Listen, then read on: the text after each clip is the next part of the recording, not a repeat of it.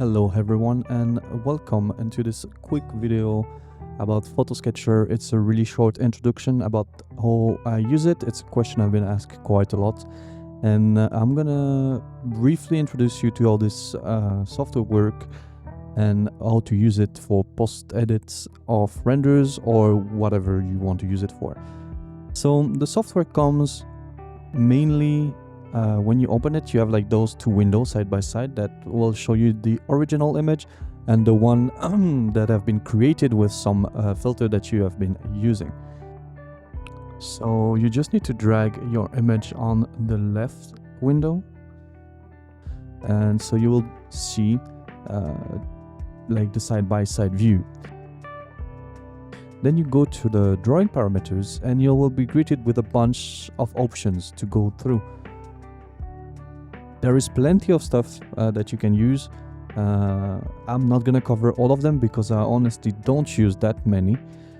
So I'll just show you a few examples of what the filters can do before actually jumping in about the one that I use, the setting that I use, and how do I put it inside my renders. So once your image is done, you can freely zoom in, zoom out, and just to see the result you have on your image. And so from this point on, you can adjust some settings if you're not happy with them. There's like a bunch of settings for each parameters, so it's really up to you to try whatever you want. You can obviously save your image, and I'm just gonna speed up the process a little bit just to see and to show you which kind of stuff you can do. And honestly, you could try them all and see what kind of result you'll get. You need to know that the bigger and the larger your file is, your image is, it's gonna take longer for the software to process it. So if you really want to just make test, I would suggest maybe to reduce the image size and resolution. And so from this point on, you can, like I said, try everything that you feel like. You can have like some sketch effects like this. Changing the settings would do different result. Okay, so now we can straight dive into my workflow, or like the workflow I have with Fotosketcher, especially for 3D renders and when it comes to post edits, my own renders. I'm not gonna cover my whole Photoshop post process. It would be too long of a video, honestly. So let's just dive in Fotosketcher. So like showed previously, you have the same windows. Just drag your image in the left one and go to the drawing parameters again. From this point on, mostly we'll be using the painting for brush strokes effect. We can just try a basic non-adjusted sliders render, so to speak, just to see where we get. But I tend to modify the parameters a little bit depending what I want and what I kind of want to achieve as a result.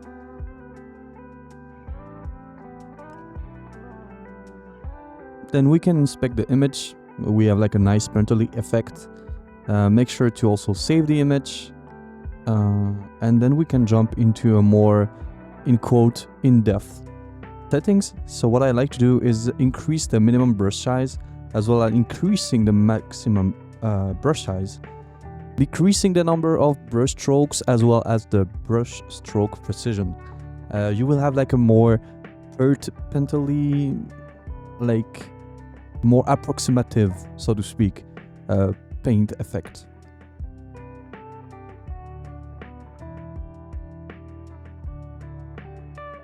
So like I said, there's like a lot of other filters that you can try, or drawing parameters.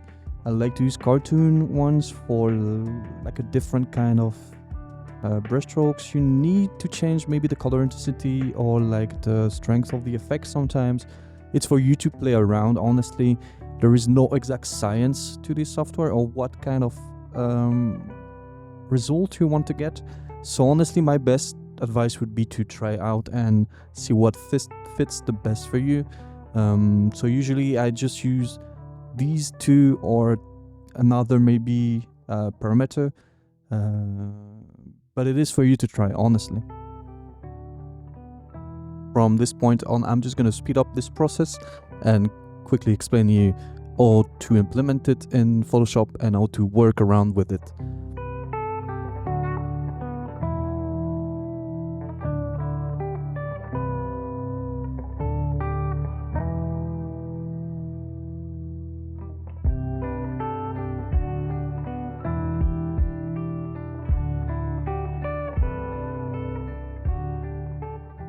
Once you're done with Fotosketcher and that you've imported all the image inside Photoshop, make sure to mask them all, and with a soft brush you can just start to paint over your render.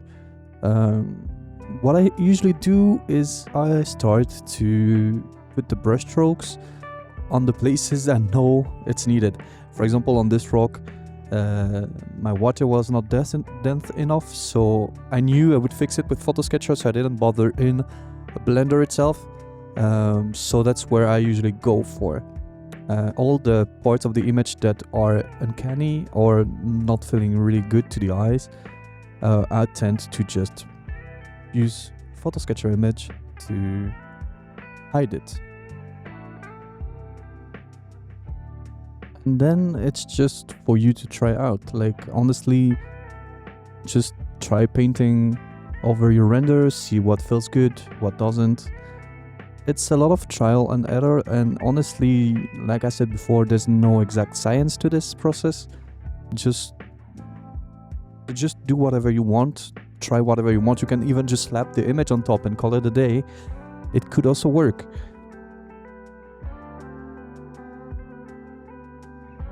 Just make sure to double check your values afterwards because of the lightning shift that the effect can have. It is wise to just double check your values and redo them if you need to. From this point on, I would say I'm mostly done with Fotosketchers, and I usually swap to the rest of the process, which consists most of the time going into camera raw filter and doing the color correction of the image itself.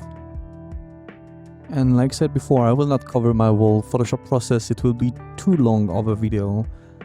This was just to break down Fotosketcher itself, the software, just to give a brief introduction to it, and how to implement it in your render. I hope it was useful. And if you have any question, please let me know in the comments. I'm not really used to doing this kind of, in quotes, introduction tutorial videos. You can find though all my process, and mostly all my process, on YouTube. You can also find me on Instagram. This is where I post most of my work. And again, Fotosketcher, free software, link in description. Pretty good, pretty useful, and I have a lot of application. So yeah, thank you for watching this, and yeah, I'll try to do more of this tutorial kind of format when I explain my thought process maybe, and also my way of working. Anyway, have a good one. See you around.